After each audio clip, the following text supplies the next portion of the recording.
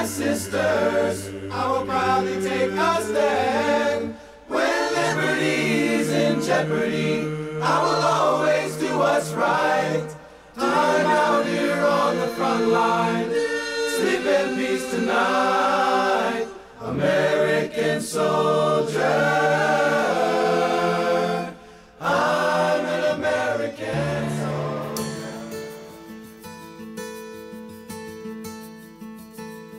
I'm Nancy Montoya. And I'm Dr. Richard Carmona, a Vietnam veteran. The next hour is dedicated to the men and women who have been wounded while serving in America's armed forces. You know, the merits of war, pro and con, especially since post 9/11, have caused many of us to be at odds with friends and family. The reality is that war changes a person. There are the wounds that heal, then there are the men and women who might never be the same again. But our goal over the next hour isn't to debate the right and the wrong of it all. Rather, it is to share the stories of what happens when those men and women leave the battlefield and return home. This is the Army, Mr. Jones. No private rooms or telephones. You had your In 1943, during World War II, future President John F. Kennedy would earn his. He sustained injuries during his heroics in the rescue of the crew of PT-109.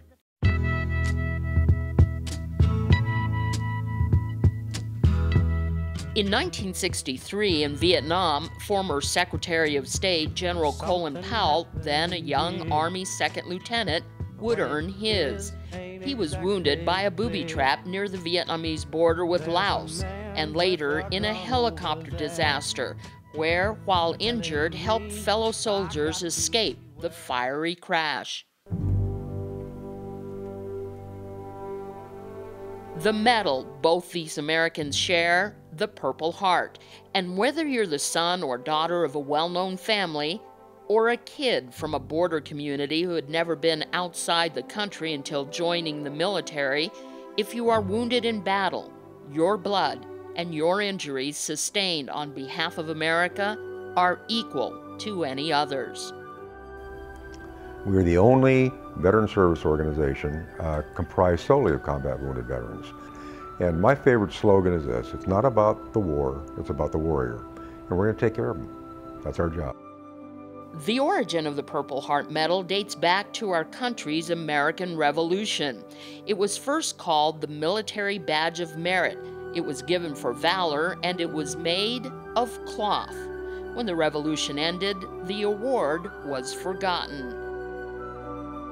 A group of combat wounded veterans in Connecticut saw this as a national travesty. They vowed that future Purple Heart awardees would not be forgotten. They formed the first chapter of a civilian organization whose membership was made up of Purple Heart veterans. Oh, I think Mr. Lincoln said it well, to care for he who has borne the battle and for his orphan and his widow. And that's what I think our obligation is. We have men and women that have put their lives on the line for this country, suffered gravely in some cases. And we can't ignore that sacrifice. We shouldn't ignore that sacrifice as a people.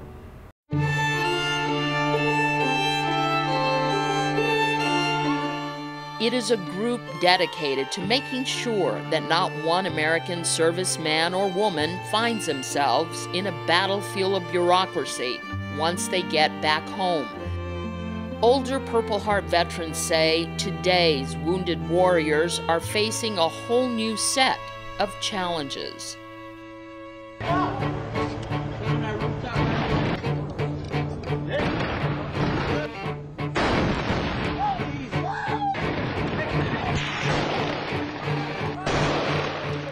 Back in the days that we joined the Marine Corps and were deployed to Vietnam, we were young, probably unmarried, didn't really have jobs.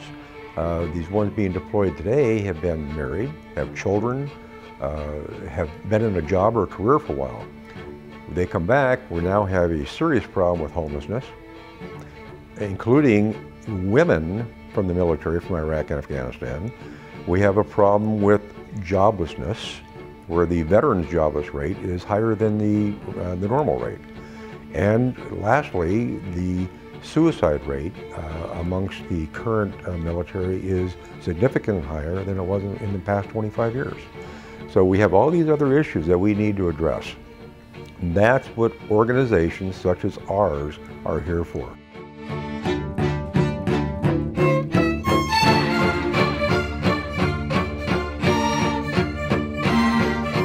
The reason right now that you're having the Gulf War vets, the Iraqi War, Afghanistan War vets getting the health care that they're getting is because it took the Vietnam vets to fight and fight and fight in Congress for decades to get that type of assistance and to get funding in the veterans hospitals.